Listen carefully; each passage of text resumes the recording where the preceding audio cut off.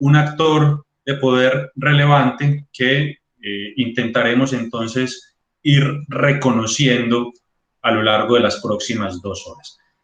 Parto entonces desde esas consideraciones geográficas para acercarme a una mirada bastante general de su actualidad política, ¿no?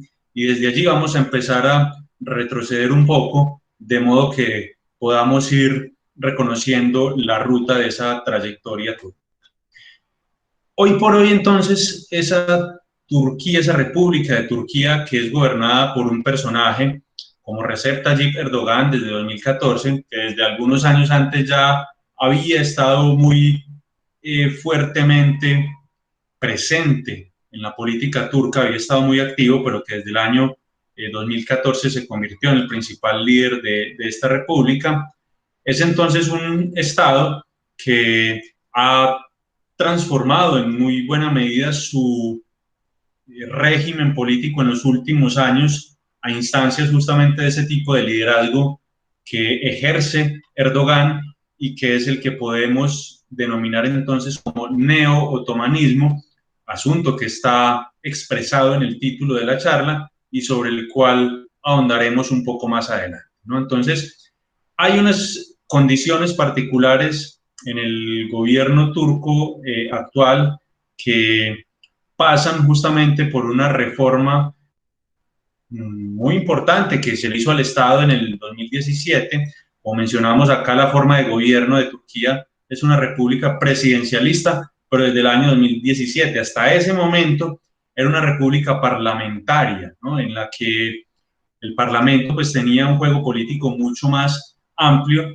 del que tiene ahora, bajo un liderazgo bastante personalista, además, con la construcción de ciertas formas autoritarias que se han ido combinando entonces con ese neo-otomanismo, con ese volver a mirar hacia Oriente para reforzar la posición de poder interna del propio Erdogan y para tratar de brindarle a Turquía un nuevo vuelo en el marco de las relaciones de poder no solamente regionales, sino mundiales. Entonces es pertinente, creo yo, que nos refiramos de manera muy breve a esa transformación que se dio en el 2017, ¿no? Ya cuando Erdogan era presidente de Turquía, pero ojo, como les mencionaba ahorita, todavía bajo un sistema parlamentario, propuso un referendo que modificaría la constitución y modificaría un montón de leyes del Estado turco, en donde encontraría un favorable margen para instalar justamente una serie de medidas que terminarían reforzando la posición de poder del Ejecutivo, la posición de poder del presidente y por ende la suya propia, ¿no?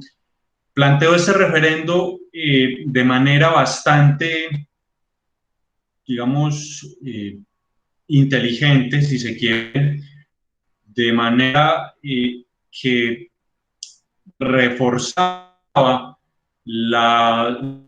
los principales tópicos del discurso neo-otomanista, el discurso musulmán, ¿cierto? Que buscaba entonces, en definitiva, presentarse a sí mismo ante la población turca como una especie de restaurador, como un personaje que busca devolverle entonces a Turquía no solamente su tradición musulmana, sino su grandeza en términos regionales y mundiales, asociada justamente a esa tradición musulmana.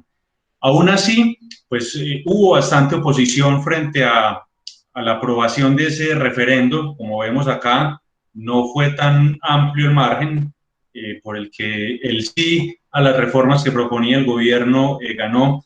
Finalmente, pues terminaron siendo aprobadas y las consecuencias han sido entonces, como hemos mencionado desde hace ya un momentico, una serie de cambios que llevarían a un posicionamiento bastante más fuerte de la figura presidencial con Erdogan a la cabeza. Entre esos cambios encontramos, por ejemplo, una transformación del sistema parlamentario no presidencialista, como lo mencionábamos, la eliminación de la figura del primer ministro. Ya no había un ejecutivo, ya no hay desde el 2007 un ejecutivo bicéfalo con dos cabezas en Turquía, sino que todo el poder ejecutivo recae en la figura del presidente. Se dio una reducción de la capacidad de control político de parlamento, reforma a 600 miembros, manteniendo o otorgándole mejor la potestad al presidente para proponer asuntos tan sensibles como el presupuesto y nombrar algunos ministros, nombrar los ministros de su gabinete, perdón, sin el control parlamentario, ¿no? Aumentando además el periodo presidencial de 4 a 5 años. Estos rasgos, entonces, que son bastante generales y que nos permiten justamente soportar esas aseveraciones que hacíamos con respecto a la consolidación del poder de Erdogan en Turquía, pues tienen que ver con una construcción que ha ido haciendo este personaje, insisto, en términos de ampliar su alcance, de mantenerse seguramente en el poder. Se prevé que Erdogan esté buscando permanentemente permanecer durante un tiempo más en el poder, y lo que está en el fondo, entonces, en definitiva, vuelvo a utilizar el término, es un cambio en la orientación simbólica y un cambio en la orientación estratégica del discurso del Estado turco, ¿no? ¿Qué es entonces lo que podemos entender como neo-otomanismo? Para llegar a ese punto, aunque ya he dado un par de puntadas, ya he señalado de manera preliminar hacia dónde va el asunto, es importante reconocer primero cuál es la tradición de Turquía como república, cuál es la tradición de la Turquía contemporánea en términos culturales, políticos, en términos de lo que fue la construcción del Estado turco durante el siglo XX y la manera en la que se fue insertando ese Estado turco en las relaciones de poder, tanto regionales como mundiales. Parto entonces del presente, de esas dos consideraciones referentes a la geografía, a la importancia geoestratégica de Turquía y a la posición que en este momento ha logrado consolidar a través de este tipo de medidas el gobierno de Recep Tayyip Erdogan, para ir ahora sí entonces a buscar los orígenes de esa Turquía contemporánea como Estado posterior a la desintegración del Imperio Turco Otomano, ¿no? Bien, les solicito entonces en ese sentido, dejemos en stand estas primeras consideraciones particulares, ya nos servirán para concluir la charla del día de hoy, ya las volveremos a retomar para tratar de comprender un poco mejor qué es lo que se juega con el discurso que ha traído en los últimos años un personaje como Recep Tayyip Erdogan. Bien, dejando entonces esto en espera por unos minutos mientras planteamos el recorrido de Turquía como actor de poder, los invito a que vayamos al origen justamente de esa Turquía contemporánea.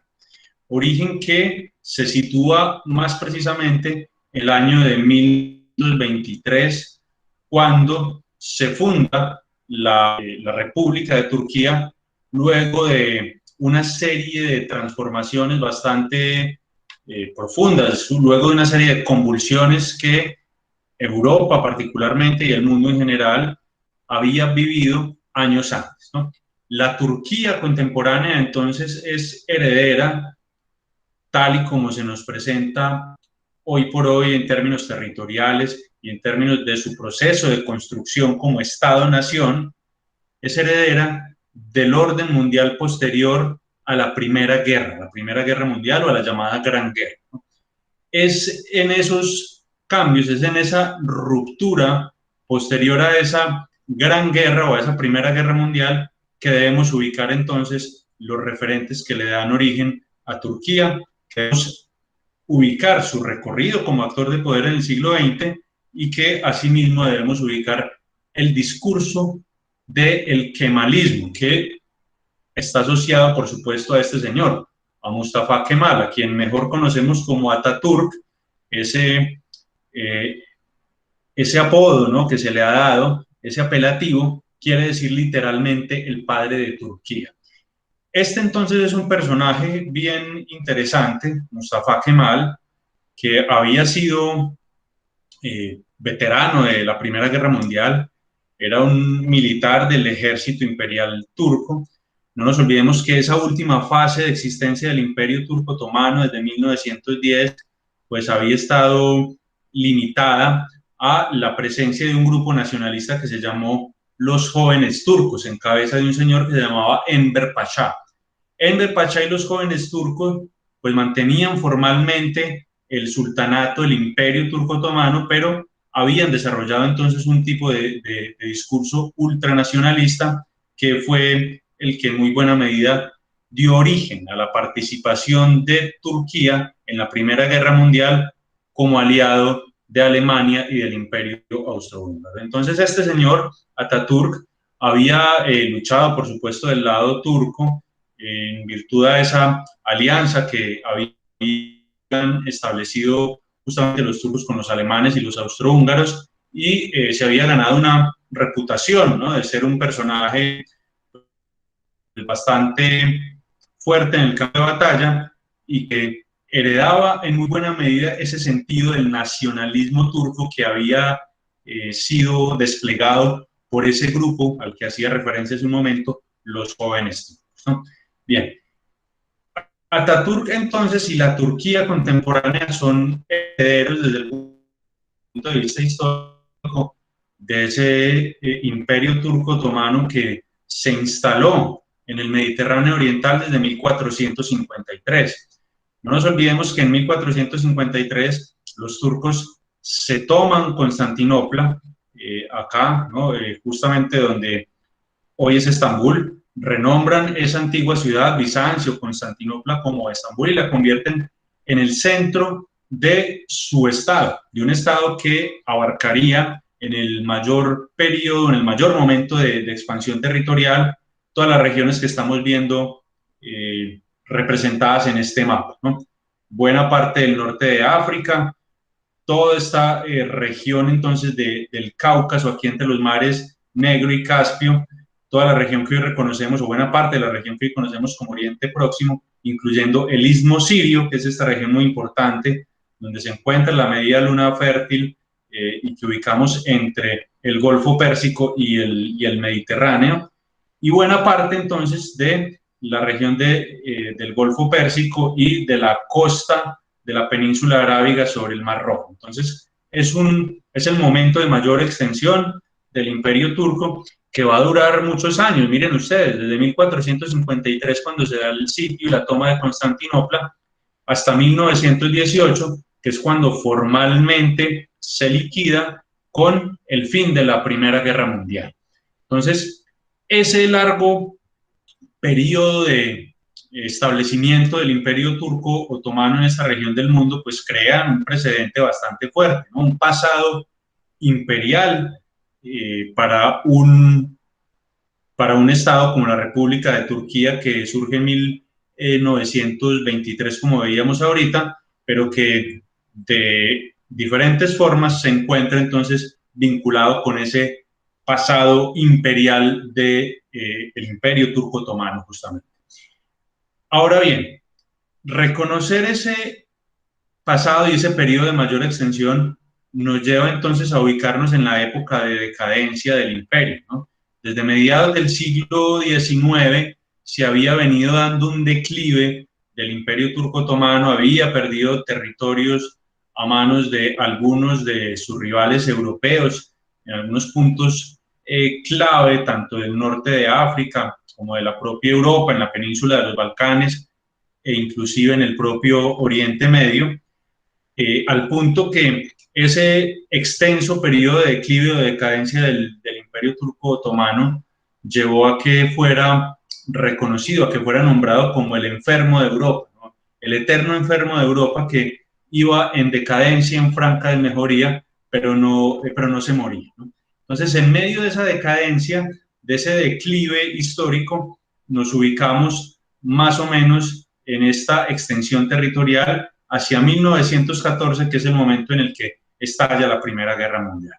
Ese Imperio Turco Otomano de 1914, esa extensión territorial, se encontraba, digamos, bastante rodeada por los intereses de potencias europeas como como el Reino Unido, como Gran Bretaña, ¿no?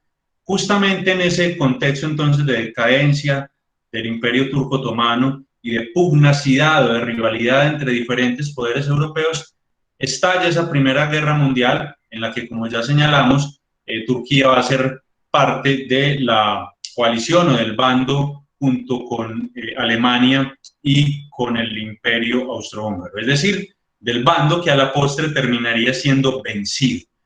Esa derrota del bando conformado por Alemania, por el Imperio Austrohúngaro y el Imperio Turco Otomano, va a derivar entonces en que los intereses estratégicos del bando ganador, en el que estaba Gran Bretaña y estaba Francia también, al que se le sumó en 1917 los Estados Unidos, pues ese bando ganador fue el que definiera la manera en la que se habrían de dar las transformaciones no solamente políticas, sino territoriales en Europa y en esa región de Oriente Próximo que estaba asociada justamente a una de las potencias beligerantes, a uno de los actores que terminó siendo derrotado.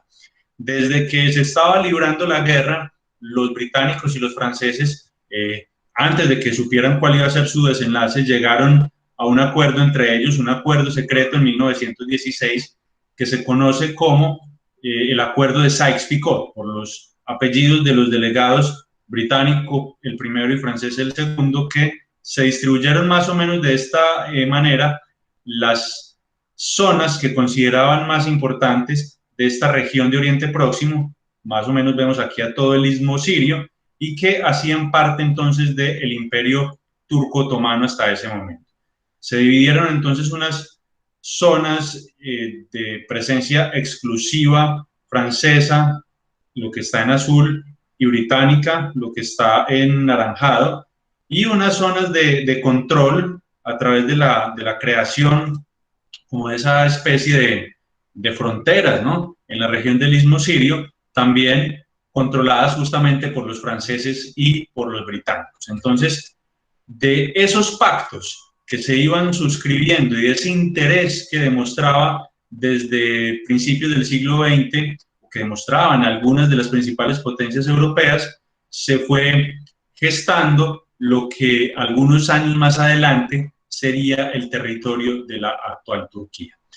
Cuando se consolida entonces el triunfo de los aliados en la Primera Guerra Mundial, hay una serie entonces de cambios. Ya les contaba que los Estados Unidos se han incorporado a la guerra, firman una serie de tratados con los vencidos, entre ellos el muy famoso Tratado de Versalles, que le impone unas condiciones muy fuertes a la Alemania derrotada, el Tratado de Saint-Germain, que separa y divide al Imperio Austrohúngaro, y se firma entonces también el Tratado de Sèvres, que es el encargado de liquidar definitivamente al Imperio Turco Otomano. Con el Tratado de Sèvres entonces se divide más o menos esa región de Anatolia de la siguiente manera. Ubiquémonos entonces de nuevo, voy a devolverme, ¿no? Aquí están las zonas que se habían prometido entre sí, ¿no? Y que habían acordado dividirse de esa manera británicos y franceses todavía en el transcurso de la guerra, y tenemos al norte entonces toda la región de Anatolia, más las regiones que se consideran, miren que por ahí partía hace rato, europeas, que son Tracia y Esmirna. Entonces, lo que se hace en definitiva con ese Tratado de Sèvres es más o menos lo siguiente. Se respetan esos acuerdos de Sykes-Picot, se le reconocen entonces a británicos y a franceses su predominio sobre esas zonas. Después, por aquí en la parte del Mediterráneo turco se establecen unas zonas de comercio exclusivas para italianos, franceses. Se establece entonces que las regiones europeas de ese territorio turco, Esmirna y Tracia, sean incorporadas a Grecia como parte de esa tradición occidental, y que el resto del territorio de Anatolia se divida más o menos de la siguiente manera, ¿no? En la parte de la meseta, que es mayoritariamente árida, pues se formaría un nuevo estado turco. Y en la parte que es la región fértil, que está aquí muy cerca a al Mar Negro y al Mar Caspio, que es la región que hace parte de toda esa medialuna fértil que desde la antigüedad vio surgir un montón de civilizaciones en la región, se dividiría entonces en dos regiones, en dos zonas que se le habrían de otorgar a dos grupos étnicos, a dos comunidades que reclamaban ese territorio como propio de sus naciones, de sus pueblos. Eran los armenios, que además habían sido buena parte de ellos masacrados por los propios turcos en medio de la Primera Guerra Mundial, y esta zona que vemos aquí como interlineada sería el territorio que, de acuerdo con lo que se suscribió, con lo que se había pactado en ese tratado de Sèvres, se le entregarían a los kurdos, a la gente del Kurdistán, que ahorita nos van a aparecer en la geopolítica de la Turquía contemporánea. Entonces, esta división del mundo acorde a los intereses de los europeos y de los vencedores en general, de los occidentales, incluimos allá los Estados Unidos, se había trazado teniendo en cuenta el criterio de la nacionalidad, es decir, que se reconocía que si había un grupo humano, una comunidad que tenía unos rasgos de identidad compartidos desde lo étnico, desde lo religioso, desde el lingüístico, pues hasta ese momento había estado controlado por unos poderes más grandes, pues sobre la base de ese territorio histórico se podían crear nuevos estados nacionales, nuevos países. Entonces se pensaba en ese tratado de Sèvres en un estado nacional armenio y en un estado nacional kurdo. De hecho, toda esta zona naranja que vemos aquí adjudicada a los armenios es lo que se conoció como la Armenia wilsoniana, ¿no? Porque Woodrow Wilson, el presidente de los Estados Unidos, fue uno de los principales defensores en ese momento de ese criterio de consolidación de nuevos países o estados nacionales, teniendo en cuenta esos rasgos de identidad de las comunidades que se encontraban asentadas en un territorio histórico. Pero ¿qué pasó? ¿Por qué entonces, si ya estaba planeada una división territorial de esta manera en uno de los tratados que habría de imponer las condiciones de derrota al antiguo imperio turco otomano tras la Primera Guerra Mundial, tenemos hoy por hoy, perdón que me devuelva, un mapa de Turquía como este y alrededor unos estados nacionales como una Armenia mucho más chiquitica, no aparece ningún país que se llame Kurdistán y tenemos entonces esta distribución del territorio de los países en la región en cuestión. Resulta entonces que para ese momento, para principios de la década de 1920, empieza a hacerse fuerte en esa región de Anatolia, en el antiguo imperio turco otomano, este señor. Ese antiguo militar o ese veterano de la Primera Guerra Mundial que profesaba un tipo de nacionalismo turco que buscaba entonces consolidar un nuevo Estado heredero del imperio turco otomano, pero que tuviera una condición mucho más favorable de la que este tratado de Sèvres le está otorgando, ¿no? Si ustedes miran entonces en detalle este mapa, nos encontramos con que casi la totalidad de la salida al Mediterráneo, con realmente pequeñas excepciones, le fue restringida o le iba a ser restringida al nuevo imperio turco, ¿no? Que iba a quedar circunscrito sobre todo a una región que ya le he mencionado varias veces, que es la meseta de Anatolia, que es mayoritariamente árida, ¿no? Y que las zonas fértiles pues iban a ser entregadas para que se consolidaran dos nuevos países a dos grupos nacionales, a dos comunidades como los armenios y los kurdos, que se encontraban instaladas históricamente aquí. Digamos, desde el punto de vista puramente estratégico y más allá de lo que nos marcan las trayectorias históricas y culturales de los pueblos, la visión entonces que empieza a expresar en ese momento Mustafa Kemal es bastante práctica. Es una visión totalmente realista. Lo que hace en definitiva Mustafa Kemal es pues, oponerse, ¿no?, a esa distribución del territorio que se había acordado en el Tratado de Sèvres, y empieza a negociar con los occidentales, particularmente con los británicos, con los norteamericanos, amenaza de alguna u otra manera con convertir un eventual nuevo Estado turco que se circunscriba solamente a Anatolia en un escenario de revueltas nacionalistas, en un escenario en el que quizás se podrían reeditar las persecuciones contra los armenios y contra los kurdos, y que también a los occidentales embarcados en un proyecto de recuperación tras los efectos que había traído la Primera Guerra Mundial, pues no les era conveniente sofocar ese tipo de revueltas nacionalistas. Entonces, en ese juego de poder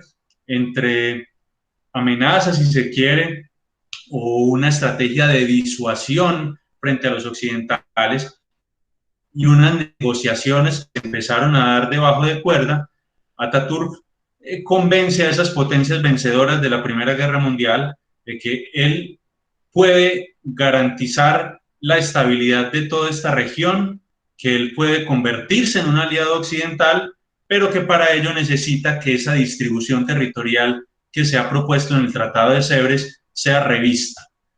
Esa revisión de la distribución territorial es la que da origen entonces finalmente al actual territorio turco, que es el que hemos visto en el mapa desde el inicio de esta charla hace algunos minutos, ¿no? Entonces, esas condiciones particulares y ese juego de poder al que me he venido refiriendo, perdón, que me devuelvo por aquí, es el que en definitiva permite la creación de una república de Turquía bajo el liderazgo de este señor en 1923 y con un territorio como el que conoce en la actualidad. De otro modo, lo que hace Atatürk es garantizarle dos cosas a los occidentales.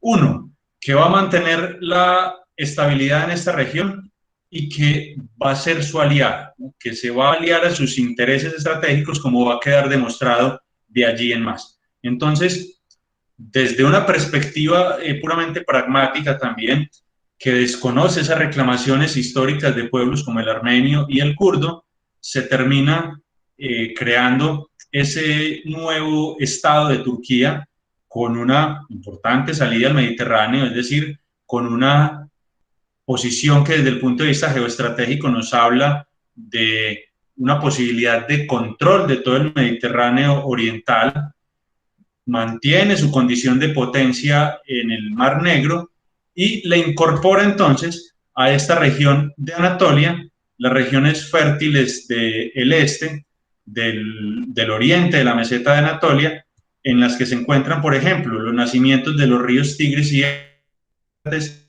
y que hacen parte de esa famosa media luna fértil. Entonces, ese nuevo territorio de Turquía, pues deja primero a los kurdos sin ninguna porción de territorio, ¿no?, y a los armenios reducidos, perdón, a un territorio muy pequeñito que en esa misma década va a ser incorporado por Stalin a la Unión Soviética, ¿no? Entonces, se forma una nueva realidad geográfica, se forma una nueva condición territorial, justamente entonces tras las transformaciones, tras los cambios que trajo consigo el final de la Primera Guerra Mundial. Y es allí donde podemos rastrear entonces el origen de la Turquía contemporánea como Estado-nación y como actor de poder. Ya les mencionaba entonces que una de las grandes promesas de Mustafa Kemal a los occidentales era volverse su amigo, ¿no?, para decirlo de manera un poco prosaica, pero para que entendamos. Esa vinculación política y económica con Occidente va a derivar entonces en una orientación cultural también que buscará borrar en muy buena medida las trazas de ese pasado musulmán del pueblo turco y tratar de occidentalizarlo, ¿no? A esa tradición en términos muy generales, que nace con la Turquía contemporánea en las condiciones que hemos revisado, es a lo que conocemos kemalismo, ¿no? Proviene justamente del apellido de Atatürk, del padre de la Turquía contemporánea. Entonces, dicho de una manera pues, bastante sintética, el kemalismo es una orientación cultural y política hacia Occidente que busca entonces manifestarse a través de la ruptura con el pasado árabe y con esa tradición y con esa influencia de lo musulmán en general en Turquía. Ojo, aquí hay una distinción importante. Árabe hace referencia a una condición étnica, no necesariamente religiosa. Turco también hace referencia a una condición étnica, no necesariamente religiosa. Tanto árabes como turcos son musulmanes. Yo digo aquí ruptura con los árabes porque desde la época de esplendor del Imperio Turco Otomano, pues había abundante población árabe en los dominios del imperio, ¿no? Aunque los turcos son un pueblo diferenciable étnica, cultural y lingüísticamente, que tienen su propia lengua diferente del árabe, había, por supuesto, una conexión muy profunda a través del núcleo del Islam. Entonces, lo que hace Atatürk es romper con los árabes, centrarse en lo turco, pero en lo turco asociado a una idea de nacionalismo que no tiene muy en cuenta ese núcleo, esa raíz o ese tronco común del Islam. Abolió el califato ya a partir de 1924.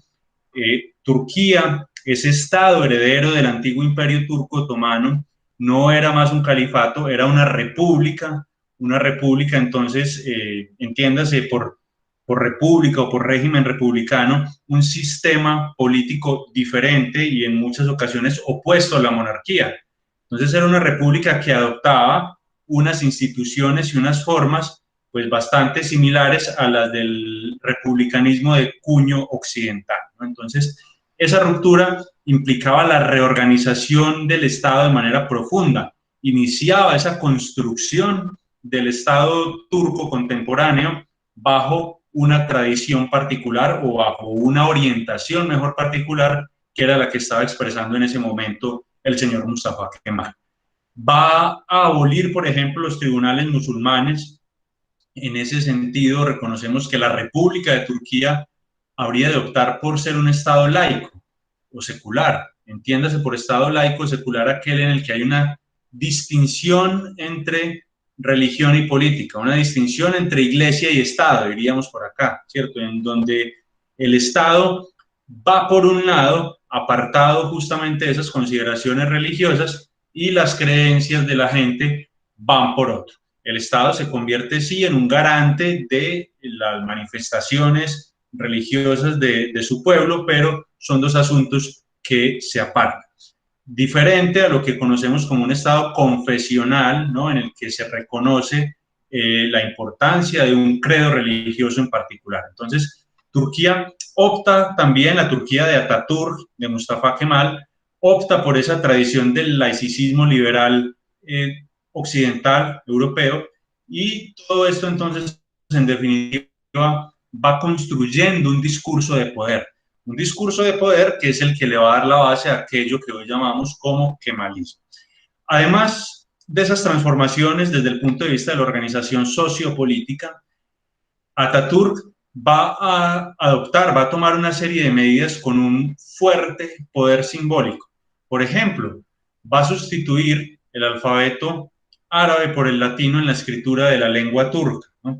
Va a prohibir el fez, por ejemplo, un símbolo musulmán, el fez, este sombrero característico de los musulmanes, y va a estimular que las mujeres dejen de usar velo, ¿no? Entonces, busca no solo cambiar las formas del Estado, sino que busca ir orientando al pueblo, a la nación turca, hacia Occidente, ¿no? Hace que se dé esa orientación. Ahora bien, lo que encontramos en el pueblo turco es un profundo arraigo musulmán que ha sido construido a lo largo de siglos, que no se puede borrar de un plumazo y que no va a encontrar digamos, una ruta de transformación absoluta de la noche a la mañana. Entonces, vamos a encontrar desde esa época una serie de tensiones entre la tradición musulmana del pueblo turco, entre el arraigo, no solamente religioso, sino cultural, a todo ese ámbito que se fue forjando desde siglos atrás en lo que hoy reconocemos como Oriente Medio, y esa decisión de carácter político que buscaba entonces acercar a la nueva Turquía a Occidente. Ese acercamiento entonces de Turquía a Occidente convirtió al nuevo ejército nacional turco en el guardián de esa llamada tradición kemalista, ¿no? Atatürk desde muy temprano empezó también a suscribir acuerdos con los occidentales, con los británicos y con los norteamericanos en términos de transferencia de conocimiento militar, ¿no? Fue moldeando ese nuevo ejército nacional turco, podríamos decir, a imagen y semejanza en la medida de lo posible de ejércitos occidentales como el norteamericano, que estaba para aquella época en digamos, en un momento muy, muy importante, ¿no? Atatürk muere en 1938, pero deja entonces instalada muy fuertemente esa tradición y, como mencionamos acá, su guardián va a ser el ejército. Entonces, durante el resto del siglo XX vamos a encontrar una política turca en la que el kemalismo va a estar muy vinculado a las fuerzas militares, al ejército. Y eso va a llevar, entre otras cosas, por ejemplo, a que tras el final de la Segunda Guerra Mundial, Turquía se incorpore a la OTAN, se incorpore a ese mecanismo de seguridad colectiva que idearon los norteamericanos para respaldar todo el bloque de apoyo de los Estados Unidos en su confrontación ideológica, militar, política y económica frente a la Unión Soviética, en lo que conocemos entonces como la Guerra Fría, ¿no? Recordemos que los dos mecanismos básicos desde el punto de vista militar, los dos pilares de esa confrontación bipolar entre Estados Unidos y la Unión Soviética, van a ser la OTAN, el bloque militar aliado a los Estados Unidos y el Pacto de Varsovia. Entonces, Turquía, aunque no participó de la Segunda Guerra Mundial, pues demostró muy rápidamente en 1951 su adhesión a ese bloque de poder que habían creado los norteamericanos al inicio de la Guerra Fría, ¿no? Y fiel a esa tradición kemalista que había instalado el propio Atatürk décadas antes, pues las autoridades turcas y el ejército turco se incorporarían entonces a la OTAN. Esa es una muestra clara de cómo se materializó esa orientación que el padre de la Turquía contemporánea le daría no solamente a las fuerzas militares turcas, sino a ese nuevo Estado. Ahora bien, hay un asunto como cabe pensar, ¿no? A raíz de todas estas transformaciones que se dieron en la década de los 20, que se convertirían tremendamente problemático para esos planes de consolidación del poder de Turquía y que habría de representar hasta el día de hoy uno de los reclamos, ¿no? Por parte de un grupo étnico, de una comunidad nacional, entiéndase por nacional, repito, esos criterios, que comparte unos rasgos de identidad desde la lengua, desde la religión, desde la etnia y desde el asentamiento en un territorio histórico, como son en este caso los kurdos, perdón. Habíamos señalado ahorita entonces que esa negociación que se dio a principios de los años 20 con Atatürk estaba dada por una posición netamente realista, pragmática, ¿cierto? Donde Atatürk lo que le decía a los occidentales es: yo necesito salir del Mediterráneo y yo necesito que en el nuevo Estado pues se incorporen también zonas fértiles, ¿no? Porque si no me van a dar una gran meseta que es muy extensa, pero que es mayoritariamente árida. Y decíamos entonces que esos dos pueblos, los kurdos y los armenios, quedaron en condiciones diferentes. Los armenios rápidamente sometidos a la invasión de la Unión Soviética, y los kurdos entonces, perdón, me devuelvo por acá, desperdigados en diferentes territorios, en diferentes estados que se conformaron tras esos cambios que hubo luego de la Primera Guerra Mundial, ¿no?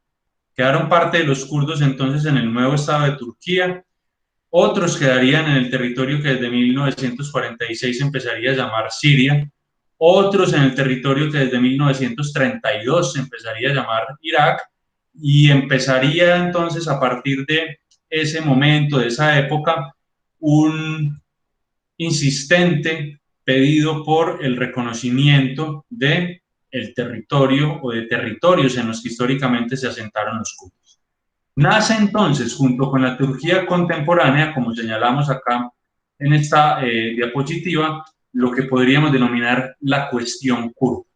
Una cuestión que no ha sido resuelta y que puede ser reconocida como uno de los principales, como una de las principales tramas geopolíticas del siglo XX, no solamente en esta región, sino en todo el mundo, ¿no? Como dice Yves Lacoste en la cita que les estoy compartiendo, tras el derrumbe del Imperio Otomano, los ingleses consideraron la creación de un Kurdistán independiente, pero renunciaron a esta idea cuando Mustafa Kemal salvó a Turquía de la partición, ¿no? O cuando ofreció justamente entonces mantener la estabilidad en esa región. ¿Qué pasa entonces con la cuestión kurda? Resulta entonces que esa comunidad que quedó desperdigada en todos esos territorios que les mencioné, que los vemos aquí también en este mapa, sería un Kurdistán histórico, más o menos estaría conformado por estos límites que encontramos acá, ¿no? Se han asentado en los últimos años, como veremos enseguida, buena parte de las poblaciones kurdas en esta región del norte de Siria, pero si fuésemos a establecer un tipo de frontera histórica, más o menos este sería el mapa de un Kurdistán, ¿no? Entonces, ese gran reto geopolítico de Turquía, esa cuestión, ¿no?, que se mantiene vigente en la actualidad, está dada por la existencia de la más numerosa minoría étnica sin Estado, sin territorio del mundo. Se calcula que hay alrededor de 35 millones de kurdos, buena parte de los cuales, unos 15 millones, se encuentran en territorio de la actual Turquía. Los otros repartidos entre Siria, Irak, Irán, otros territorios de la región y una diáspora de más o menos 5 millones también en Europa, sobre todo en Alemania, ¿no?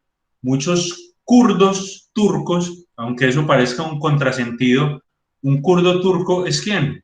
Una persona de etnia kurda, de identidad kurda, pero que tiene, por razones propias de la organización territorial y política, un pasaporte y una ciudadanía turca. Entonces hay kurdos turcos. Esos kurdos turcos, muchos de ellos se encuentran en la diáspora, por ejemplo, en Alemania, ¿no?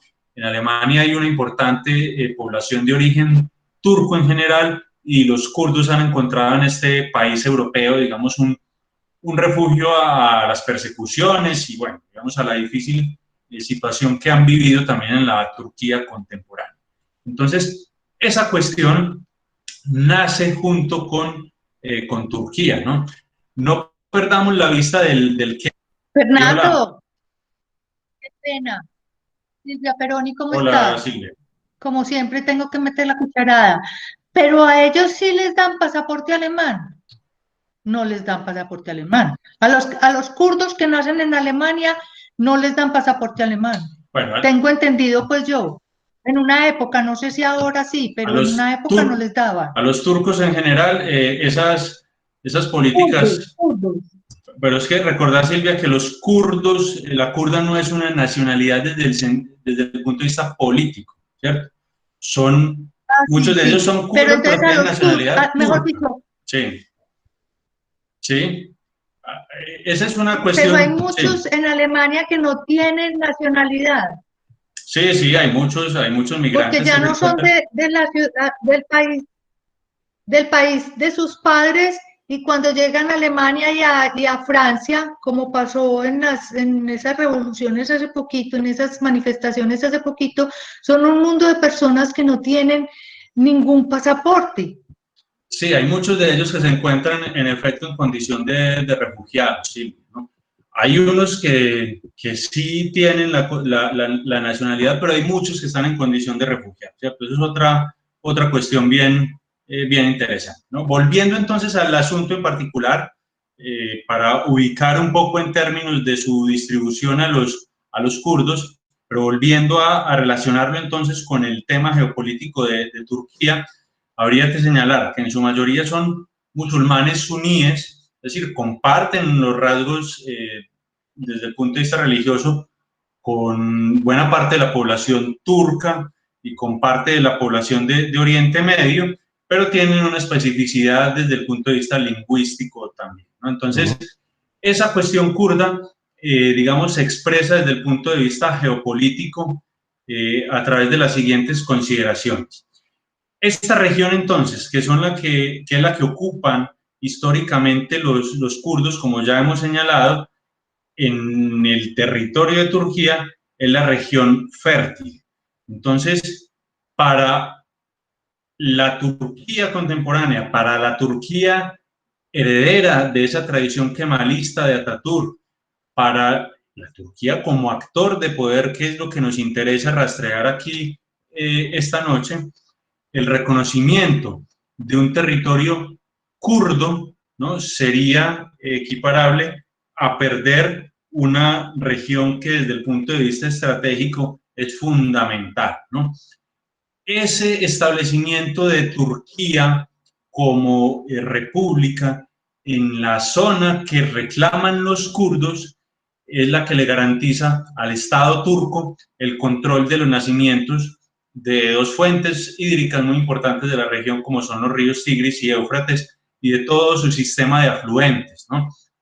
Ese control de la región del este, de esa parte que le iban a dar a los armenios y a los kurdos, de acuerdo con lo que aparece en el Tratado de Sèvres, es lo que convierte a la Turquía contemporánea en una potencia acuífera de Oriente Medio, ¿no? Turquía, para que tengamos una idea de qué es lo que implica desde el punto de vista estratégico el control de esa región, podría, si quisiera, cortar, por ejemplo, el suministro de agua de Siria e Irak, ¿no? Lo podría desde su posición controlar de una manera definitiva. Entonces, en una región en la que este tipo de recurso natural no abunda, pues Turquía se convierte en una potencia acuífera en la misma medida en que Arabia Saudita e Irán, por ejemplo, son potencias petroleras, ¿no? Entonces, ese recorrido de Turquía como actor de poder, como actor geopolítico, está indisociablemente ligado, perdón, a ese control territorial en el este de la meseta de Anatolia. Yo sé que desde el lenguaje de la geopolítica, del discurso de la geopolítica, pues esta cuestión expresada así, ¿no?, sin muchas consideraciones por lo que representa, digamos, la lucha de esos pueblos, se ve como bastante violenta, ¿no? Y en efecto, el discurso geopolítico, sobre todo cuando se desprende de los propios actores de poder, suele legitimar ciertas acciones en aras de los intereses de los actores de poder por encima de consideraciones de carácter humanitario o de carácter cultural. No lo estoy legitimando desde mi punto de vista, no se trata de eso, estoy simplemente llamando la atención acerca de cómo hay unas condiciones estratégicas que determinan, por ejemplo, que un pueblo como el kurdo tenga pues bastante difícil, por lo menos en el futuro inmediato, la consecución de un territorio en esa zona que ellos consideran como histórica. Dicho de otro modo, la Turquía contemporánea, desde Atatürk hasta la actualidad, se ha establecido en esos territorios kurdos del este de Anatolia y al menos por las buenas no los van a sacar de allí, ¿no? Entonces, es una situación que desde el punto de vista cultural, desde el punto de vista histórico, desde el punto de vista humanitario, presenta un montón de variantes, pero que desde el punto de vista geopolítico se entiende, ojo, no se justifica, se entiende en virtud a esa, digamos, a esa búsqueda de hacer prevalecer los intereses del Estado turco y a esa consolidación entonces de Turquía como actor de poder que data desde principios de la década de 1920 hasta la actualidad. En esa región entonces justamente podemos encontrar, si pensamos en Turquía como actor de poder, una región que se llama Anatolia Suroriental, donde desde hace ya varias décadas el Estado turco ha venido desarrollando un proceso bastante ambicioso, donde se encuentran una serie de embalses que utilizan justamente el nacimiento de los ríos Tigris y Éufrates y todo su sistema de afluentes para la generación hidroeléctrica a gran escala. Entonces, Turquía no solamente es una potencia hídrica, sino una potencia en términos de generación hidroeléctrica, ¿no? Estos atributos del poder que se miran desde la geopolítica no podrían, digamos, formar parte de esa valoración de la Turquía contemporánea sin el control entonces de esa zona territorial en la que están asentados los kurdos principalmente, ¿no? Además, en toda esa región hay una llanura muy fértil que es la llanura de Arran, donde se han construido una serie de distritos de riego que le permiten, ¿no?, a Turquía pues, acceder a zonas cultivables y le permite una producción agrícola que de otra forma muy difícilmente podrían tener. Insisto con este concepto, no es legitimar, ¿no?, el establecimiento de los turcos sobre ese territorio, pero es entender qué es lo que está detrás, por ejemplo, de un proyecto estatal como el de la Turquía contemporánea y qué es lo que está detrás de una cuestión como la kurda, que se complica, por supuesto, a través de variantes como las que presentamos en este caso en particular, ¿no? De hecho, entonces, volviendo a una cuestión simbólica, pero que desde el punto de vista geopolítico tiene bastante fuerza, uno de esos embalses, una de esas represas que generan millones de kilovatios en Turquía, en esa región de la Anatolia suroriental, es el embalse Ataturk, ¿no?, que tengo entendido es una de las principales del mundo en generación hidroeléctrica. Ha perdido quizá consideración en el ranking de las principales en los últimos años por la construcción de las impresionantes hidroeléctricas chinas, pero aún así sigue siendo muy importante. Entonces, hay un asunto, insisto, que tiene que ver en este caso con la geopolítica de los recursos naturales y que se superpone a esa realidad del pueblo kurdo, que mantiene vigente esa cuestión kurda, pero que la lleva entonces al plano de las relaciones de poder para buscarle una solución.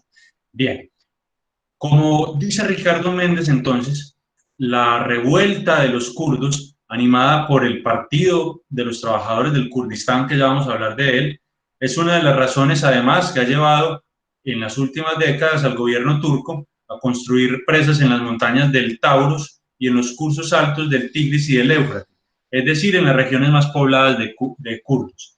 ¿Qué hace entonces o qué ha hecho el gobierno turco? ¿Cómo ha construido en buena medida también su trayectoria como actor de poder y cómo ha consolidado el dominio territorial, el dominio efectivo sobre esas zonas que son reclamadas por el pueblo kurdo? A través entonces justamente de la construcción de lo que podríamos llamar hechos sobre el terreno, ¿no?, de la construcción de este tipo de obras de infraestructura que hacen en definitiva que ese control territorial no tenga que darse de manera única y exclusiva a través de medios militares. Entonces, es una situación bastante tensa. Digamos, uno reconoce, por supuesto, las reivindicaciones del pueblo kurdo, reconoce ese origen particular de la distribución territorial en la región como parte de unas conversaciones y de unos tratados y de unos acuerdos que no tuvieron en cuenta a los kurdos a principios de la década de 1920, pero reconoce entonces también hoy por hoy la complejidad de la situación, desde la perspectiva de análisis geopolítico a la luz de del tema de los recursos naturales estratégicos y del control territorial de una zona entonces que se ha convertido en fundamental para la consolidación de la Turquía contemporánea como un actor de poder relevante, ¿no? Ahora bien, desde el punto de vista entonces de las reivindicaciones de los kurdos, ¿qué es cuáles son las acciones que se han llevado a cabo? Aquí, a raíz de este fragmento de una cita de Ricardo Méndez, nos referimos entonces al Partido de los Trabajadores del Kurdistán, ¿no? Ese nacionalismo kurdo tiene justamente entonces en ese grupo que he mencionado un par de veces a su principal representante. El Partido de los Trabajadores del Kurdistán fue fundado en 1978 por este señor que ven ustedes acá a la derecha, por Abdullah Öcalan, que se encuentra preso en Turquía desde 1999 y que ha incorporado entonces diferentes métodos en términos de las reivindicaciones de carácter nacionalista, ¿no? Hay un discurso detrás del Partido de los Trabajadores del Kurdistán, pero también hay una serie de células armadas que han buscado pues, boicotear la presencia del Estado turco en esa región que los kurdos consideran como propia. Ha existido entonces una disputa militar también, ha existido un conflicto armado alrededor de la presencia turca en territorio que es considerado como propio de la nación kurda, ¿no? Y el Partido de los Trabajadores del Kurdistán ha recurrido a diferentes acciones, no solamente en ese territorio, a atentados también en Estambul, en Ankara, en las principales ciudades turcas, que ha llevado entonces en definitiva a que el gobierno de Turquía y sus aliados occidentales consideren al Partido de los Trabajadores del Kurdistán como una organización terrorista, ¿no? Entonces, hay allí también una de las cuestiones que desde el punto de vista geopolítico siguen manifestándose de una manera particular hoy por hoy en términos de esa cuestión kurda, ¿no? ¿Cuál ha sido entonces la posición que alrededor de este asunto ha tomado un gobierno como el de Recep Tayyip Erdogan, que como mencionábamos desde el principio, en los últimos años ha buscado entonces que Turquía mire de nuevo hacia Oriente? Digamos, con respecto al tema de la cuestión kurda, pues no ha existido realmente un cambio radical, ¿no? Sea para gobiernos turcos herederos de esa tradición occidentalista, de esa tradición kemalista de Ataturk, o bien sea para un gobierno como el de Erdogan, que busca reposicionar los símbolos musulmanes, la cuestión kurda y el tema del reclamo territorial de esta minoría étnica en el este del territorio de la actual Turquía, se analiza desde una perspectiva de carácter realista o pragmático, ¿no? Uno podría pensar que un gobierno entonces como el de Erdogan, en la medida en la que los kurdos son musulmanes suníes también, buscaría integrarlos, pero esa integración está fuertemente limitada por la cuestión del interés estratégico en la región que ellos ocupan, ¿no? Entonces, esa cuestión kurda se mantiene desde el punto de vista del análisis estratégico casi inalterable, es transversal a ese recorrido de Turquía como actor de poder, independientemente de si hablamos de su tradición kemalista o de este nuevo otomanismo que está tratando de instalar entonces el señor Erdogan.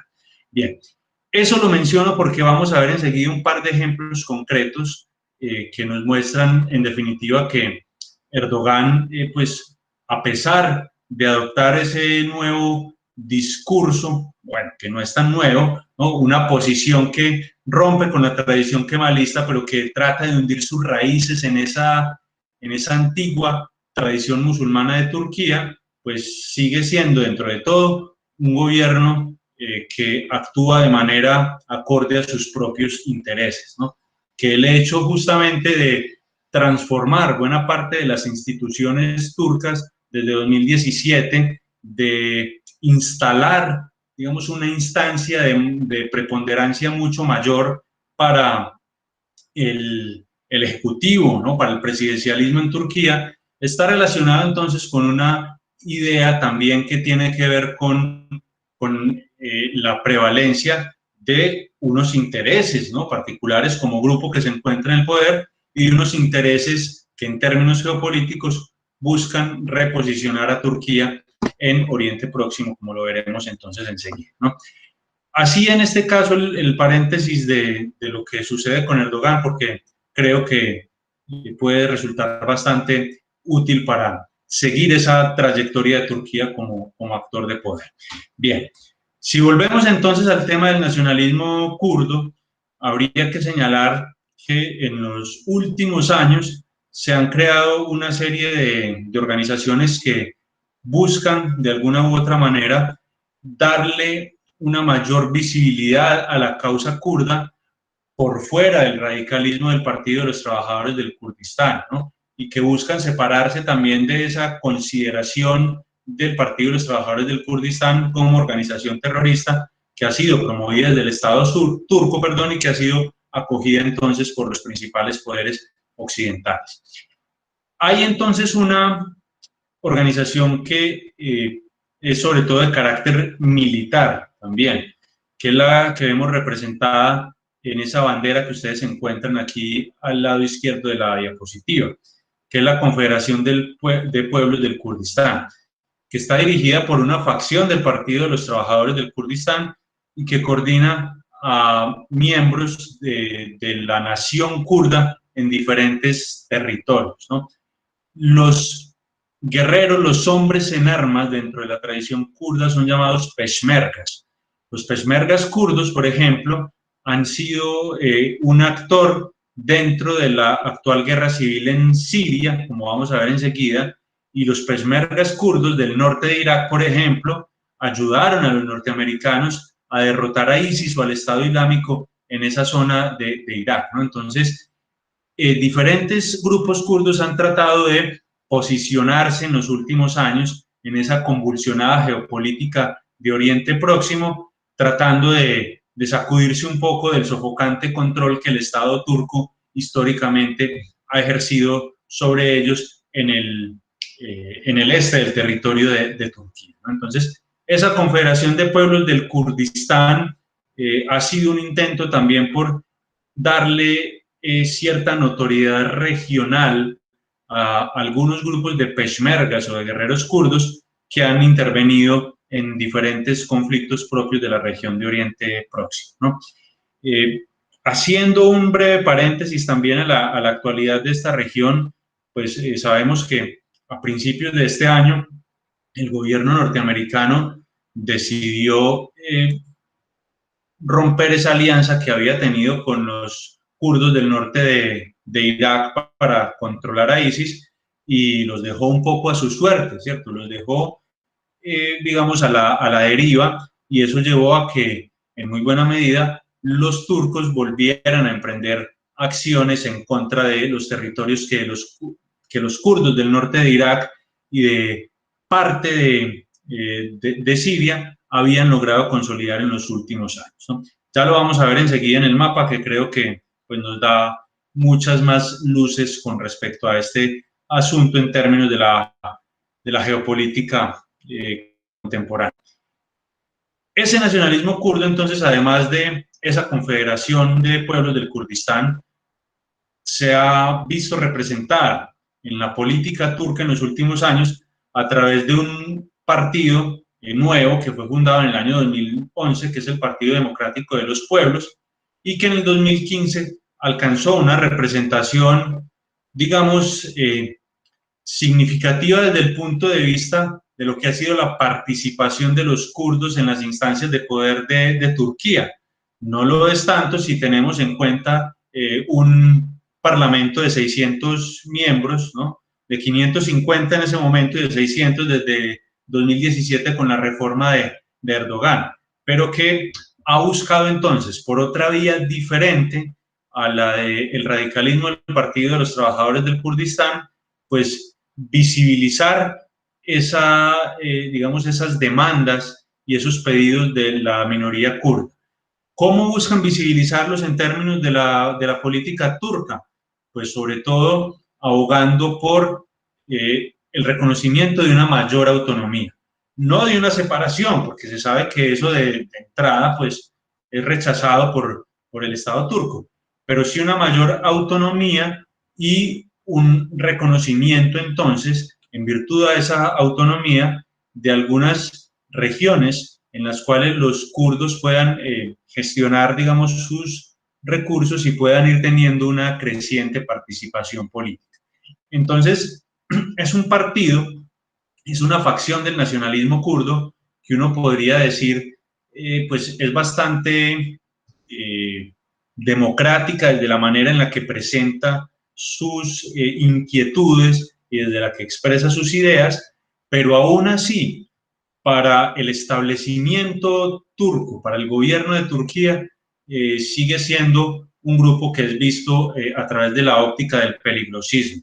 ¿Cómo así? Sigue siendo, sigue representando, ¿no?, una posibilidad de secesión del territorio, si bien no en el corto plazo, sí en el largo plazo, porque lo que se plantea, digamos, desde Turquía, es que en la medida, desde el gobierno turco, es que en la medida en la que esos distintos grupos nacionalistas kurdos ganen en visibilidad, ganen, digamos, en representatividad al interior de Turquía y logren expresar mucho más francamente en distintos lugares del mundo su causa y su discurso, perdón, eso podría llevar eventualmente a una pérdida de control por parte del Estado turco de esa zona que consideran tan importante, ¿no? Entonces, insisto, es un asunto bien relevante en términos de esa trayectoria de Turquía como actor de poder en el siglo XX y que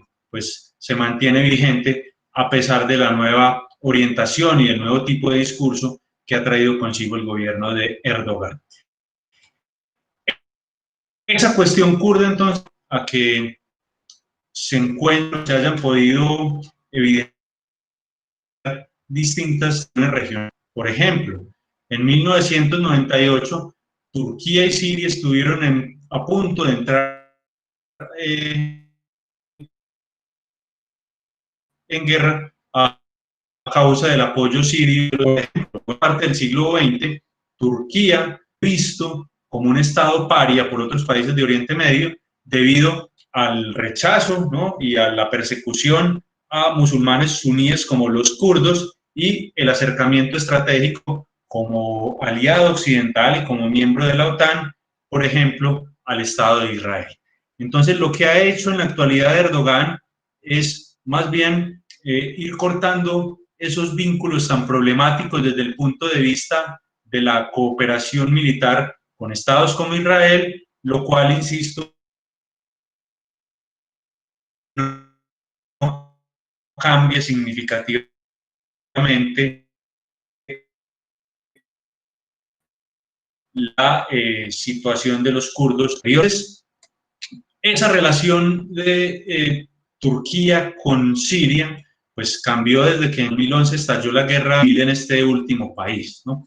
Y ha manifestado entonces Turquía un interés muy particular en esa guerra civil siria, que está directamente relacionado entonces con la presencia de distintas comunidades kurdas en Siria. Esta es una imagen que nos permite ubicarnos en la distribución más o menos del territorio. Todo esto es Siria, perdón.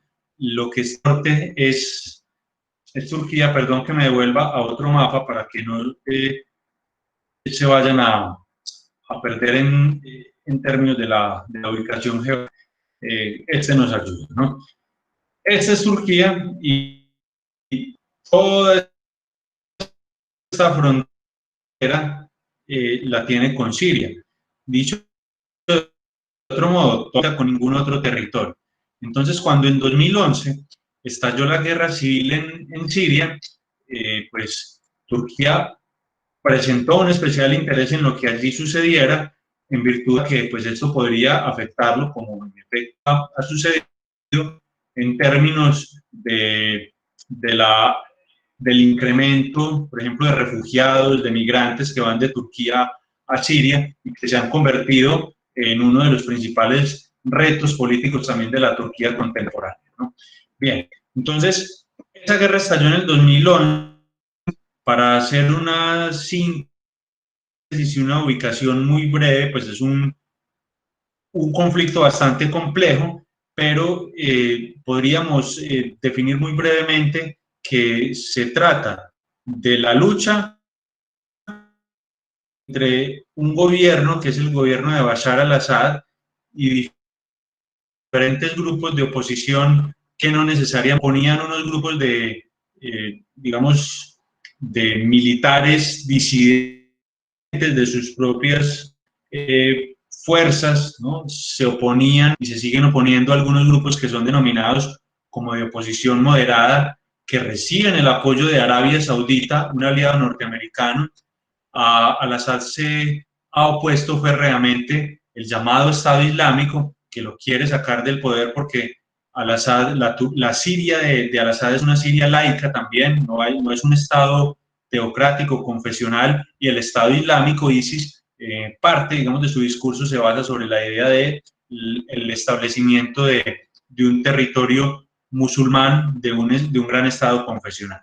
Entonces, esas distintas fuerzas que han intervenido en la guerra civil siria, más o menos podrían distribuirse de la siguiente manera hacia 2016. Lo que vemos en gris son territorios controlados por el Estado Islámico. Lo que vemos en verde y en blanco son territorios controlados por las llamadas fuerzas de oposición moderada, que son muchos grupos distintos entre sí. El más grande de ellos, que es el Frente al-Nusra, es el que recibe mayor apoyo de Arabia Saudita y podríamos decir de Estados Unidos por interpuesta persona, ¿no? Y la interpuesta persona es el gobierno árabe saudí. Lo que está en rojo son territorios controlados por el gobierno sirio, apoyado desde 2015 por los rusos, y lo que está en amarillo, que es lo que nos interesa mirar aquí particularmente en este acercamiento a la geopolítica de Turquía, son territorios controlados en ese momento por distintas fuerzas kurdas. Digamos, los kurdos no estaban tan interesados en el derroche de Al-Assad como cuestión política, sino que hallaron en esa situación pues, particular, en esa coyuntura bastante caótica, una oportunidad para instalarse en regiones del territorio del norte de Siria y del sur de Turquía, y eso que vemos por aquí es Irak, ¿no? Y a partir entonces del control de ese territorio, apostarle en el mediano plazo al establecimiento de un territorio kurdo. Entonces, toda esta gran mancha amarilla preocupó bastante desde que empezó a expandirse en el marco de la guerra civil siria al gobierno del norte, al gobierno de Turquía. Piensen ustedes que en este momento ya estaba en el poder Erdogan, ¿no? Y que lo que voy a decir enseguida y este tipo de manifestaciones del gobierno turco encabezado por Erdogan en contra de los kurdos en Siria corroboran algo que les manifestaba hace un rato, ¿no? Y que tiene que ver con la casi inalterabilidad de la situación kurda con respecto al gobierno de Turquía, independientemente de si es un gobierno kemalista, ¿no? Asociado a esa tradición prooccidental heredera de Ataturk, o de si es un gobierno que rompe con esa tradición como el de Erdogan. Para el caso de los turcos, de los kurdos, perdón, poco cambia. Entonces, miren, esta es la situación en 2016. ¿Qué creen ustedes entonces que empezaron a hacer los turcos? Turquía lo que hizo fue apoyar a algunos de los grupos de oposición moderada sirios que se encontraban por acá, en la frontera con el territorio turco. ¿Para qué? Para que se expandieran por toda esta zona norte y trataran de controlar entonces a los kurdos.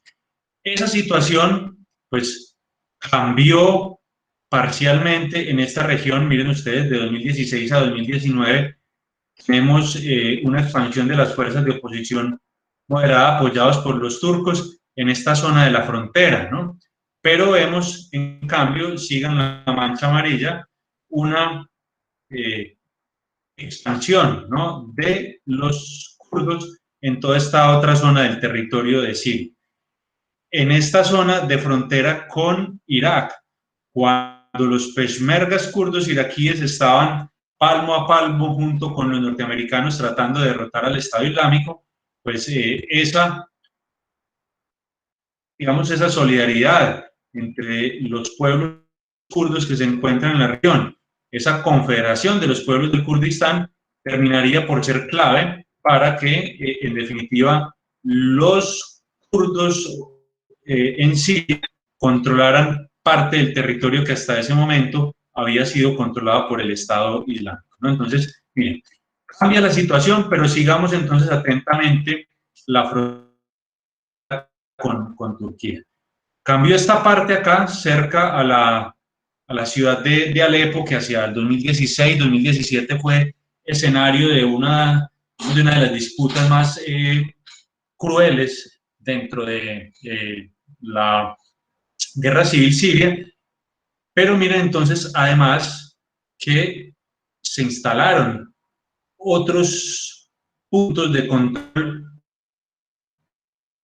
por parte u otras zonas de combate de los turcos. Miren, siguen la línea de frontera, ¿no? Entonces, los kurdos se fueron expandiendo en Siria hacia este territorio, pero los turcos seguían entonces empecinados en tratar de alejarlos de su frontera.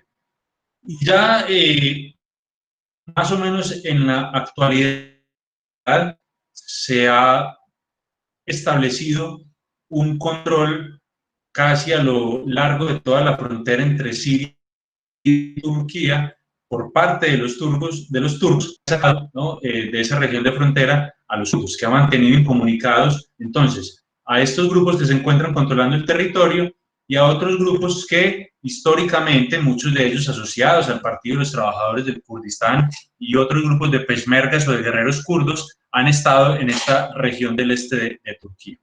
¿Cómo lograron entonces, cómo logró el gobierno turco de Erdogan esta situación?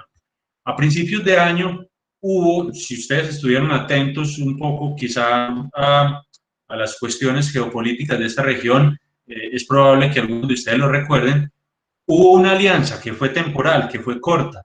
¿Entre quiénes? Entre Rusia, entre la Rusia, por supuesto, de Putin, que ha apoyado al gobierno de Erdogan y que ha sido, perdón, al gobierno de Bashar al-Assad en Turquía y que ha sido un factor clave para, miren ustedes, derrotar o para limitar a una mínima expresión la presencia del Estado Islámico en territorio sirio. Esa Rusia entonces que interviene en Turquía del lado de Bashar al-Assad se alió temporalmente con el gobierno turco de Erdogan. ¿Para qué? Para controlar a los kurdos. Digamos, a Rusia le conviene, en virtud de su coalición con el gobierno sirio, en la medida en la que sería un mayor control del territorio de Siria, que hace algunos años estaba expuesto a la partición, a la desintegración territorial. Y a los turcos les conviene entonces, porque ellos han manifestado el interés en crear lo que ellos llaman un cordón sanitario, que más o menos lo vemos acá, cordón sanitario que mantenga separados a los kurdos, ¿no?, a las zonas de control kurda de Siria, de su frontera, ¿no?, de la frontera territorial con Turquía. Entonces, es, insisto, una cuestión que se llama vigente, de la cual el gobierno neo-otomanista de Erdogan, pues no ha, digamos, transformado, ¿no? Ha mantenido su tratamiento en virtud a consideraciones de orden práctico. Muy bien. Entonces, teniendo en cuenta esos elementos generales, panorámicos de lo que es ese recorrido de Turquía como actor de poder en el siglo XX, lo que XXI, es importante para entrar ya en la recta final de esta charla del día de hoy, pues plantear algunas diferencias entre lo que es y lo que ha sido esa tradición kemalista y lo que podemos denominar entonces como neo-otomanismo, ¿no? Si el kemalismo es una orientación cultural y política hacia Occidente, como lo señalamos desde hace un buen rato ya, el neo-otomanismo es la búsqueda de la identidad islámica, es un componente importante de la identidad turca. Es, podríamos decirlo, un elemento a través del cual un gobierno autoritario, personalista, como el de Erdogan, que justamente por allí partíamos la charla del día de hoy, por allí la iniciábamos, intenta entonces echar mano justo de esos rasgos, de ese componente muy arraigado en la costumbre, en la cultura y en las costumbres turcas para mantener, digamos, una posición de poder que sea perdurable en el tiempo. Entonces, un discurso que le permite una línea de actuación en términos geopolíticos de cara hacia el exterior, como veremos enseguida con un par de ejemplos, una posición que le permite exterior de Turquía.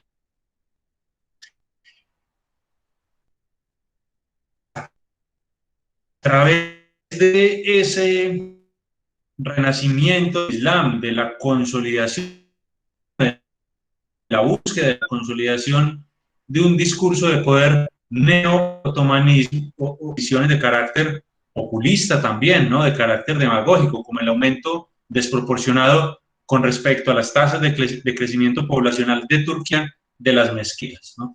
Es decir, si Ataturk a mediados de la década de 1920 prohibió el FES, abolió los tribunales musulmanes, estimuló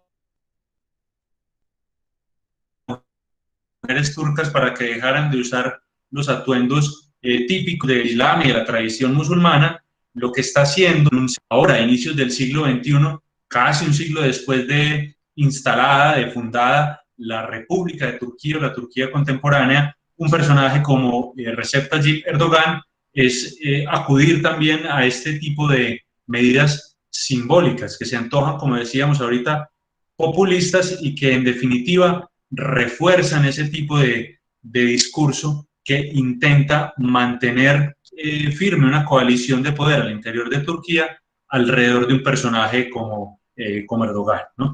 Desde el punto de vista ideológico, son medidas de carácter conservador. Quizá en los principales núcleos de oposición y de crítica a las políticas de Erdogan se encuentran en algunos sectores de población joven, clases medias ilustradas, ¿no? Que han tenido entonces la oportunidad de formarse en términos de un pensamiento crítico y plantean justamente entonces que ese mirar de nuevo hacia Oriente tiene como trasfondo, ¿no?, el establecimiento de una serie de características de corte autoritario y que en definitiva se convierte en una coartada para que el Estado, encabezado por un personaje como Erdogan, siga ganando, digamos, en poder y de esa manera restrinja no solamente la libertad de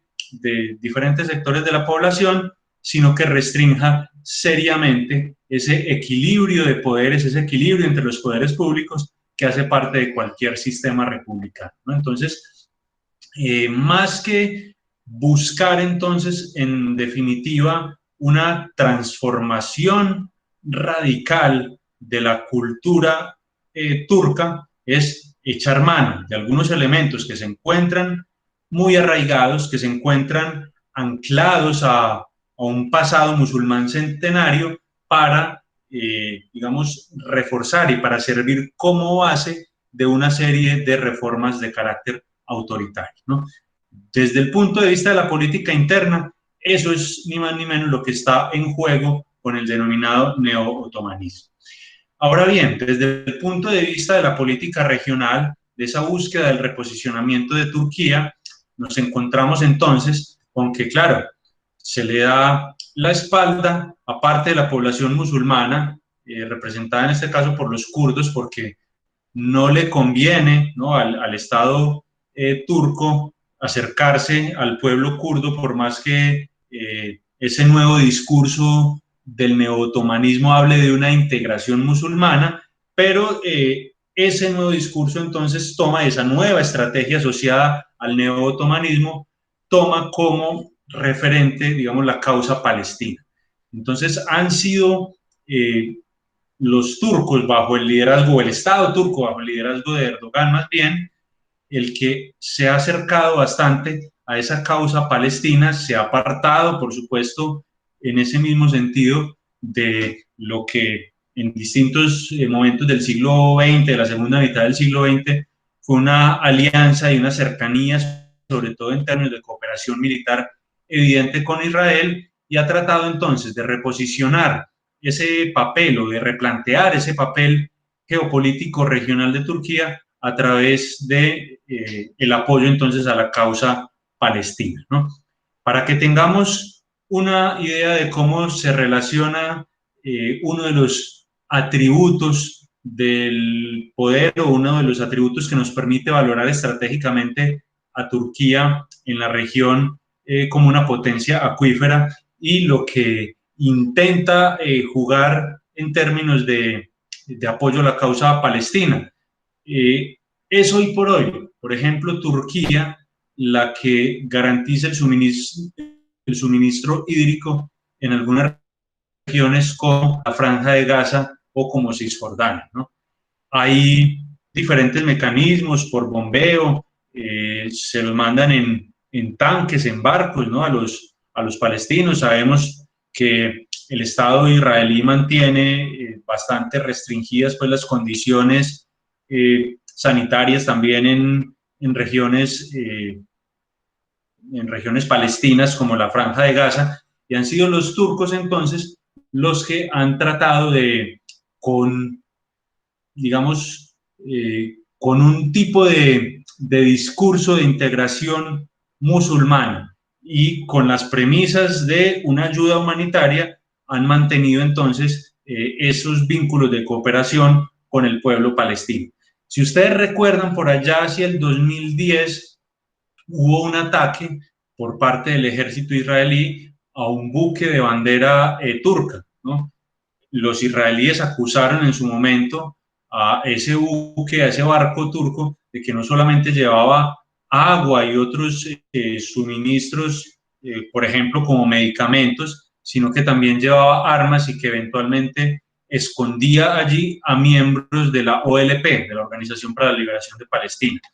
Eso fue un asunto que nunca se pudo establecer y en general hubo un rechazo sistemático a esa acción por parte de Israel, ¿cierto? Porque sin tener pruebas fehacientes atacó ese barco y en realidad era un convoy, atacó sobre todo un barco, pero había un convoy turco en el que se desplazaba, digamos, toda esta ayuda humanitaria. Entonces, ese volver la mirada hacia Oriente en términos geopolíticos, ese buscar reforzar también la posición interna de poder a través de la ayuda a los palestinos, ¿no?, que eso está presente en esa construcción del discurso de poder del neotomanismo, ha llevado entonces, como señalábamos, a que esa relación entre Turquía e Israel se haya convertido en una relación cada vez más tensa.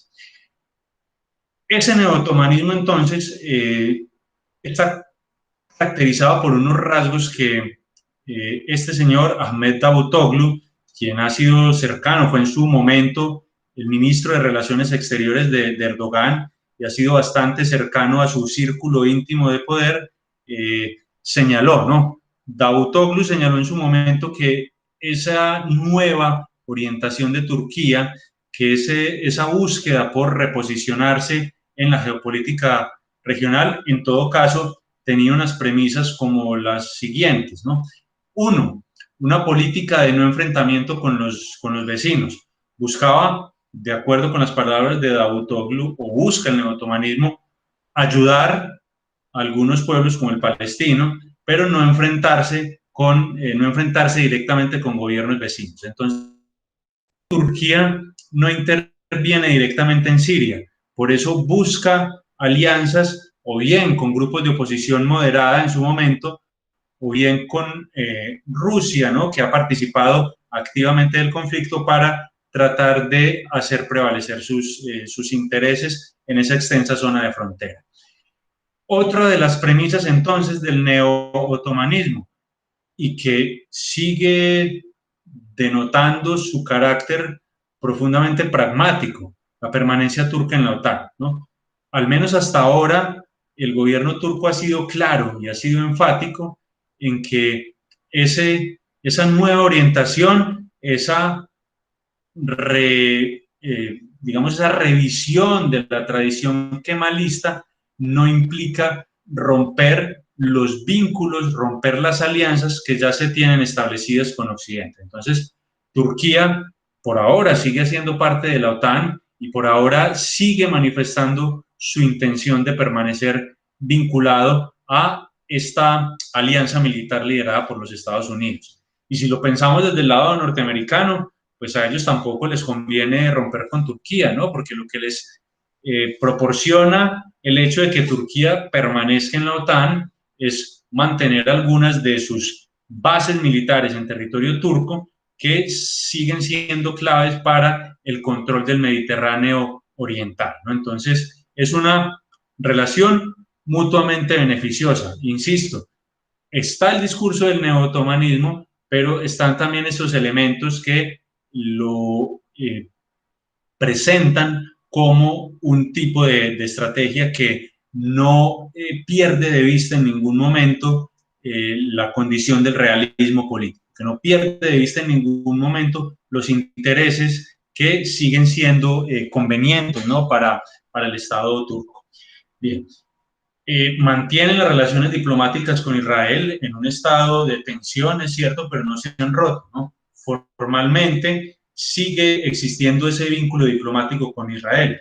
Eso sí, ha planteado un acercamiento histórico con otros actores como Siria, Irán e Irak, ¿no? Entonces, lo que busca entonces, en definitiva, podríamos decir, el neo-otomanismo de cara hacia la geopolítica regional es un poco jugar a dos bandas, ¿no? Permanecer justamente vinculado a esas alianzas con Occidente, pero tener en la otra mano un as bajo la manga, que en definitiva le permita a la Turquía contemporánea irse soltando un poco y paulatinamente, ¿no?, de la mano de los norteamericanos, que ha estado muy fuertemente vinculada con el Estado turco desde la época de Ataturk y que se ratificó entonces a través de la incorporación de Turquía en la OTAN en 1951. Eso lleva entonces a plantearnos unas cuestiones como las siguientes, para ir finalizando. La alianza de Turquía con los Estados Unidos pues sigue manteniéndose vigente, como acabamos de mencionar, ¿no? Para ambos es provechoso el asunto. Con Israel, digamos, no pasa necesariamente por una ruptura. Esos vínculos de cooperación militar que históricamente han sido fluctuantes, ya hoy por hoy no están a la orden del día, pero de todas maneras se mantiene, digamos, esa premisa del neo-otomanismo de no enfrentarse con los vecinos, ¿no? Para Erdogan y para su círculo de poder es perfectamente claro, resulta perfectamente claro que un enfrentamiento con los otros aliados occidentales en la región pues no sería para nada beneficioso, y que un reposicionamiento como actor de poder regional o como potencia regional tiene que pasar necesariamente por unas relaciones dentro de la medida de lo posible amistosas con unos y con otros. Dentro de esos otros está entonces, por supuesto, Irán. Entonces, no hay una oposición a Irán, al Irán heredero de la revolución de Khomeini del 79, como hubo sobre todo en los 80 y los 90, ¿no? Estos dos países han mantenido, digamos, unas relaciones que históricamente también han sido fluctuantes, el neootomanismo ha planteado en términos de política regional un acercamiento a Irán. Se ha expresado, por ejemplo, a través del lobby que Turquía ha hecho para evitar sanciones internacionales a Irán, pero se mantiene cierta distancia también que no lo termine situando en la misma órbita de poder iraní, sino que reafirme esa búsqueda de la autonomía o de la construcción de una posición autónoma en Oriente Próximo, que es en definitiva el principal objetivo estratégico del neo-otomanismo de Recep Tayyip Erdogan, ¿no? Bien, ¿qué pasa entonces en este caso en particular con Rusia? Ya hemos señalado cómo desde el punto de vista histórico hay una tradición de tensión, ¿no? El hecho de que hayan sido potencias rivales por el control del Mar Negro desde la época imperial de ambos estados, pues marca una trayectoria que no se puede borrar tan fácilmente, ¿no? Esa rivalidad histórica durante el siglo XX pues estuvo a la orden del día, por supuesto, en virtud a la pertenencia de Turquía a la OTAN, ¿no? Y a la oposición como consecuencia de su alineamiento estratégico con el bloque de poder occidental y norteamericano, a ese bloque de poder que había creado la Unión Soviética. A partir del 90, del 91, cuando se desintegra la Unión Soviética, hay una normalización de las relaciones, se trata de construir un nuevo vínculo de manera pues bastante fría, es cierto, y desde el 2016 hay una nueva fase de tensión que está dada sobre todo por la participación de Rusia en la guerra civil siria, que inicialmente no es vista con buenos ojos por Turquía, y por alguna serie de, digamos, de contrapuntos entre los diplomáticos de uno y otro estado. Esa nueva fase de tensión intenta superarse, como mencionábamos hace un rato, a principios del 2020, cuando suscriben un acuerdo justamente en Siria que es conveniente a los dos, a Turquía para controlar a los kurdos en toda su región de frontera, y a Rusia pues para mantener a raya a uno de los grupos, ¿no?, de oposición al gobierno de Al-Assad que más había crecido. Entonces, desde ese punto de vista, encontramos también a un gobierno turco de Erdogan que ha demostrado estar dispuesto inclusive a llegar a acuerdos con rivales históricos como Rusia, cuando sea del caso y cuando se considere conveniente para ambas partes, como sucedió justo a principio de ese año, ¿no? Entonces, esa construcción de una esfera de autonomía regional pasa por una serie de políticas que están vinculadas, sí, con ese neotomanismo entendido como mirar, volver a mirar hacia Oriente, pero ojo, sin perder la vista hacia Occidente. Podríamos decir entonces, en definitiva, que ese tránsito del kemalismo al neo-otomanismo no es necesariamente una ruptura con Occidente, sino es un reconocer que, como señalamos desde el principio mismo de la sesión del día de hoy, desde el punto de vista histórico y desde el punto de vista geográfico, Turquía tiene un pie en Asia y un pie en Europa, un pie en Oriente y un pie en Occidente, ¿no? Y el reconocimiento de esa condición transcontinental es lo que ha llevado al gobierno de Erdogan a posicionarse o a buscar posicionarse a través del discurso del neo-otomanismo como un actor de poder relevante en esa región fronteriza, en esa región limítrofe desde el punto de vista territorial y desde el punto de vista cultural que ocupa justamente el actual Estado turco. En ese sentido, entonces, vale la pena señalar, aunque parezca una consideración demasiado obvia, ¿no?, pero que guarda una relación estrecha con esa posición que ha expresado el gobierno turco en los últimos años. Turquía está casi a la misma distancia de Europa, de Rusia y de Oriente Medio, ¿no? Entonces, ese acercarse a diferentes actores, mantener el vínculo con Occidente, pero acercarse a Irán y acercarse, si es conveniente, a Rusia, tiene que ver entonces con, digamos, una serie de lineamientos que desde el punto de vista estratégico se presentan como bastante convenientes, ¿no?, para los intereses de Turquía.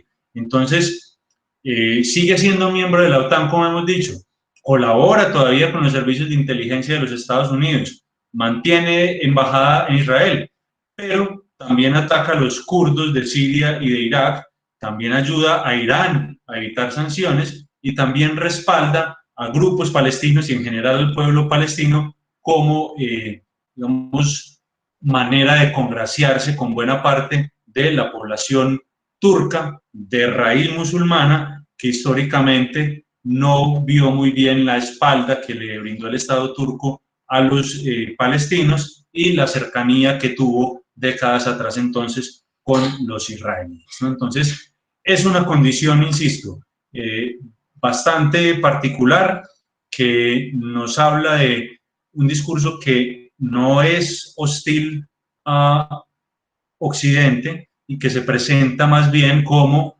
favorable a la propia Turquía o que busca construir un ámbito estratégico favorable teniendo en cuenta su condición.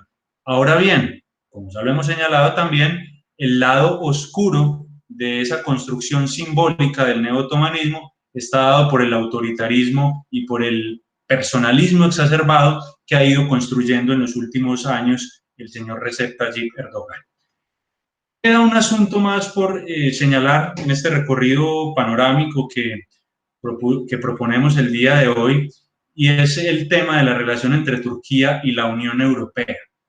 Si Turquía es miembro de la OTAN desde el 51, si Turquía entonces, la tradición kemalista, occidentalista, ha estado vinculado con Occidente, con Estados Unidos y con Europa, ¿es Turquía entonces miembro de la Unión Europea? No, no lo es. Ha sido una relación bastante tirante, ¿no?, y en la que se puede evidenciar de alguna u otra forma digamos, ese doble discurso también de una instancia como la Unión Europea. ¿En qué sentido? En el sentido en que pues, Turquía ha tratado, como actor de poder en la segunda mitad del siglo XX, de ser consecuente con su orientación. Si se incorporó a la OTAN, pues lo lógico sería que desde el punto de vista político se incorporara a las instancias de integración europea, ¿no? Entonces, desde muy temprano, desde 1963, se suscribió un acuerdo entre la por entonces llamada Comunidad Económica Europea, origen de la actual Unión Europea, y Turquía. Ese acuerdo de asociación mantuvo de alguna u otra manera en stand-by a Turquía, ¿no? Es decir, se convertía en asociado, pero no lo incorporaba de pleno derecho a esa instancia de integración europea. Después presentó formalmente la candidatura a Turquía en 1987 y esa candidatura apenas sería aceptada por la Unión Europea. Se llama Unión Europea desde principios de los 90, cuando se firman una serie de tratados que constituyen la Unión, entre ellos el Tratado de Maastricht en los Países Bajos, que es el que sienta las bases de lo que hoy por hoy conocemos como Unión Europea, ¿no? Y sobre ese origen de la comunidad europea que había surgido décadas atrás. Entonces, miren ustedes, apenas se acepta la candidatura en 1999, cuando se acepta la candidatura de Turquía en ese momento, pues se cree que es el preámbulo de lo que posteriormente será la integración a la Unión Europea, porque es un momento en el que se van integrando tanto a la Unión Europea como a la OTAN países que durante la Guerra Fría estuvieron alineados en la órbita de poder soviético, ¿no? Los países de Europa del Este, Hungría, la República Checa, después se van a incorporar Bulgaria, Rumania. Entonces es un momento en el que la OTAN se está expandiendo hacia el este y se cree que a un Estado que fue forjando su condición de actor de poder de la mano de esa tradición pro-occidental, se le iba a aceptar fin, ¿no? Esa candidatura apenas derivó en una apertura de negociaciones en el 2004, cuando hubo otra oleada de integración de países de la Europa del Este, tanto a la OTAN como a la Unión Europea. Aquí se incorporaban, por ejemplo, Polonia, Croacia, Lituania, Letonia, Estonia. Entonces, también se pensaba que era un momento propicio para la integración de Turquía. Pero después del 2010 y mucho más desde la llegada de Erdogan al poder, desde la construcción entonces de ese discurso que busca volver a mirar a Oriente y ya no estar exclusivamente mirando hacia Occidente, se ha dado un alejamiento de Turquía que ha llevado, por ejemplo, a que funcionarios de la Unión Europea y de naciones o de estados que constituyen el nervio de esta instancia, como Alemania, hayan dicho que Turquía está más lejos que nunca de ser miembro de la Unión Europea. Entonces, muchas veces también se interpreta, o uno ve por ahí interpretaciones según las cuales ese neo-otomanismo es o implica una búsqueda de una ruptura política con Europa. No necesariamente, ¿no? Esas son interpretaciones que uno podría decir, pues se antojan bastante tendenciosas.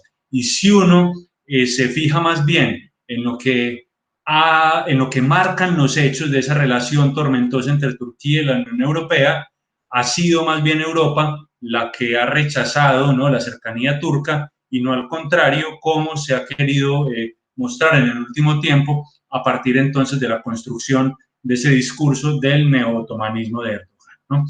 Lo cual plantea entonces, digamos, una lectura pues bastante paradójica, ¿no?, de ese discurso de la Unión Europea y de ese discurso geopolítico de construcción de las esferas de poder occidentales, en donde se incluye a Turquía desde el punto de vista militar, entre otras cosas por su privilegiada ubicación, pero se le rechaza de la integración europea, entre otras cosas, por ejemplo, porque Turquía tiene una población de 85 millones de personas, la mayoría de las cuales son musulmanas, y en caso de hacer parte de la Unión Europea, pues estaríamos hablando de una cantidad de trabajadores, ¿no?, de personas con pasaporte comunitario musulmanas que se estarían instalando en Europa. Entonces hay un telón de fondo también cultural detrás de ese rechazo,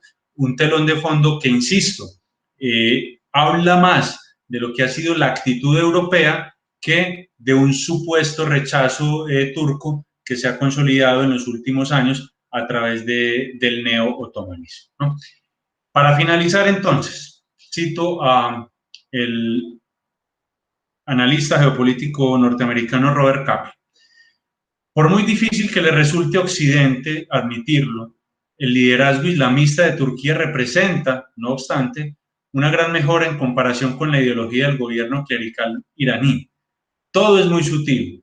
Turquía actúa en consonancia con Irán a la vez que actúa como contrapeso de su poder. Turquía, entonces, que ha estado históricamente entre Oriente y Occidente, que se encuentra ubicada geográficamente también allí, en ese cruce de caminos, en ese cruce de mundos, por decirlo de alguna u otra manera, ha construido su trayectoria geopolítica como actor de poder entre el kemalismo y el actual neo-otomanismo, ¿no? Por supuesto, es un tema que da para mucho más, se pueden hacer énfasis en muchas de las cuestiones que señalamos acá, pero como prometíamos con el título de la charla y en la presentación de la misma, pues el propósito fundamental de esta era brindar una mirada panorámica y al menos plantear algunas rutas de acercamiento a estos dos conceptos, a estas dos ideas, ¿no?, el kemalismo y el neo-otomanismo, que han, de la manera en la que pues,